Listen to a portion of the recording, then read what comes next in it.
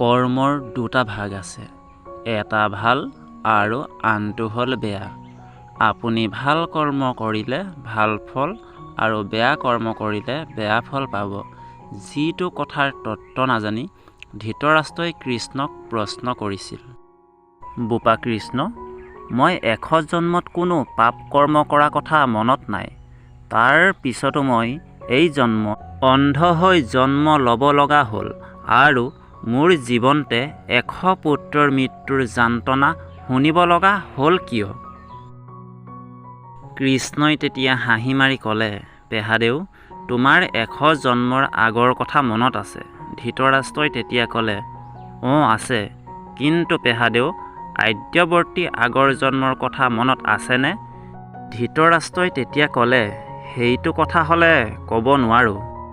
তেতিয়া কৃষ্ণই ক'লে, পেহাদেউ, তুমি ১০০ জন্মৰ পূৰ্বতো ৰজাই আছিলা। এদিন তুমি চিকাৰৰ হেতু লগত সৈন্য সামন্ত লৈ এখন অৰণ্যৰ মাজত প্ৰৱেশ কৰিছিলা আৰু সেই সময়তে তোমাৰ আগেদি এটা নোদোকা পহু দৌৰি পাৰ হৈ যোৱা দেখি পালা। পহুটো দেখি তোমাৰ লোলুপ দৃষ্টি ইমানেই বাঢ়ি গ'ল যে তুমি সৈন্য সামন্তলৈ অপেক্ষা নকৰি ধনুত গুণ দি তোনাৰ পৰা শৰ উলিয়াই পহুটোক শৰবিদ্ধ কৰিবলৈ খেদি গ'লা। পহুটোৱে মৃত্যুৰ উমান পাই দ্ৰুত বেগেৰে অৰণ্যৰ মাজলৈ লৰ মাৰিলে। তুমি পিছে পিছে খেদি নিলা আৰু এটা সময়ত গৈ তুমি অটব্য অৰণ্যৰ মাজমজিয়াত প্ৰৱেশ কৰিলা। কিন্তু শীতকাল আছিল, বেলি ডুবিল, অন্ধকাৰ হ'ল, পথো হেৰুৱালা। লগৰ সৈন্য সামন্ত বহুত দূৰতে এৰি থৈ আহিলা।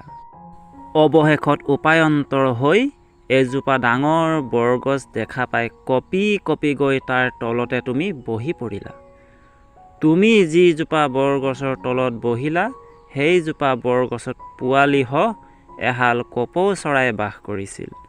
তোমাৰ কঁপি থকা অৱস্থাটো দেখি কপৌজনীয়ে কপৌটোক ক'লে, হে ৰাজস্বামী, যিজন অতিথি আজি কঁপি কঁপি আমাৰ গৃহত বহি আছে, সেইজন আমাৰ দেশৰ ৰজা আৰু আমি তেওঁৰে প্ৰজা। কিবা বিপদত পৰি আজি আহি আমাৰ গৃহত দেখা দিছে আৰু তেওঁ বৰ্তমান জাৰত কম্পমান হৈ আছে। গতিকে অনতিপলমে তুমি তেওঁক অলপ জুইৰ ব্যৱস্থা কৰি দিয়া। কপৌজনীৰ কথা শুনি কপৌটো উৰা মাৰি গৈ পাহাৰৰ দাঁতিত গছে গছে ঘহনি খাই জুই লাগি থকাৰ পৰা আঙঠাৰ টুকুৰা এটা আনি তোমাৰ সন্মুখত পেলাই দিলেহি। আঙঠাৰ টুকুৰাটো দেখা পাই শুকান জাবৰ জোথৰ গোটাই দপ দপকৈ জুই জ্বলাই তুমি জুই ফুৱালা। তোমাৰ জাৰ নিবাৰণ হ'ল, কিন্তু দিনৰ দিনটো যে তুমি পহুৰ পিছত দৌৰি ফুৰিছিলা, তোমাৰ ভোক অনুভৱ হ'ল। তোমাৰ ভোক অনুভৱ হোৱাৰ কথা অনুমান কৰি কপৌজনীয়ে আকৌ কপৌটোক অনুৰোধ কৰিলে যে, হে ৰাজস্বামী, তুমি অতিথিৰ এটা সৎকাৰ কৰিলা, কিন্তু তেওঁ বৰ্তমান ভোকত আৰ্তনাদ হৈ আছে। গতিকে অনতিপলমে তুমি তেওঁক কিবা ফল মূলৰ ব্যৱস্থা কৰি দিয়া। তেতিয়া কপৌটোৱে ক'লে, ইমান অন্ধকাৰ ৰাতি মই তেওঁক কোনোপধ্যেই ফল মূলৰ ব্যৱস্থা কৰি দিব নোৱাৰোঁ। তেতিয়া কপৌজনীয়ে ক'লে, তেনেহ'লে স্বামী, তুমি পোৱালিকেইটাৰে তত্ত্বাৱধানৰ দায়িত্ব লোৱা আৰু মই নিজৰ জীৱন দি হ'লেও অতিথি সৎকাৰ কৰোঁ। এই বুলি তেওঁ মৃত্যুৰ বাবে আগবাঢ়ি যাওঁতেই কপৌটোৱে বাধা দি ক'লে, ৰ'বা ৰ'বা ভাৰ্যা, পৃথিৱীত যদি আটাইতকৈ কিবা ডাঙৰ বস্তু আছে, সেয়া হ'ল পুত্ৰৰ প্ৰতি থকা মাতৃৰ স্নেহ।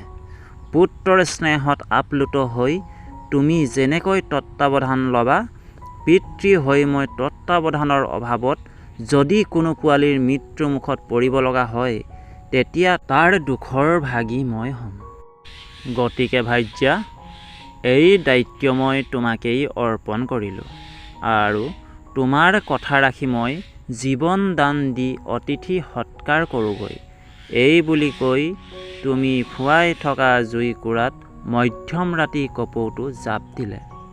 কপৌটো দেখাৰ লগে লগে তুমি তাৰ ডেউকা ধৰি জুইৰ পৰা উঠাই আনিলা। আৰু তুমি ভাবিলা, ইমান মধ্যম ৰাতি যেতিয়া এটা কপৌ সৰি পৰিছে, ইয়াত নিশ্চয় আৰু কপৌ চৰাই আছে। তোমাৰ মনৰ লোভ আকৌ জাগ্ৰত হৈ উঠিল আৰু মনতে ভাবিলা, ইয়াক যদি এৰি দিয়া যায় ই পলাব।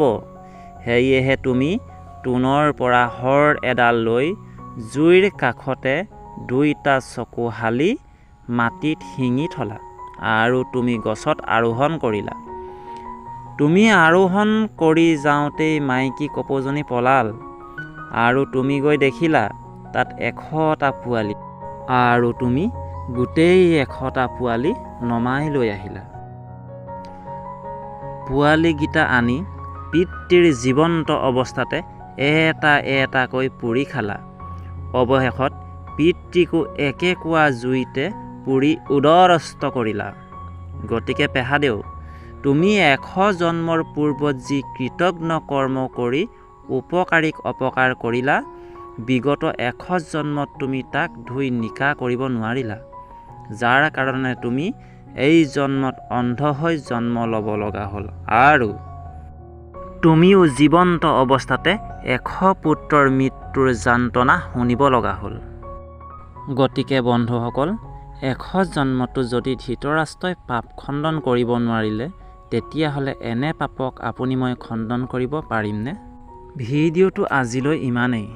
ভিডিঅ'টো যদি চাই ভাল লাগিল, তেতিয়া এনেধৰণৰ ভিডিঅ'বোৰ সদায় সকলোতকৈ আগতীয়াকৈ পাই থাকিবলৈ চেনেলটো ছাবস্ক্ৰাইব কৰিবলৈ নাপাহৰিব আৰু লগতে লাইক, কমেণ্ট, শ্বেয়াৰ কৰিবলৈ নাপাহৰিব।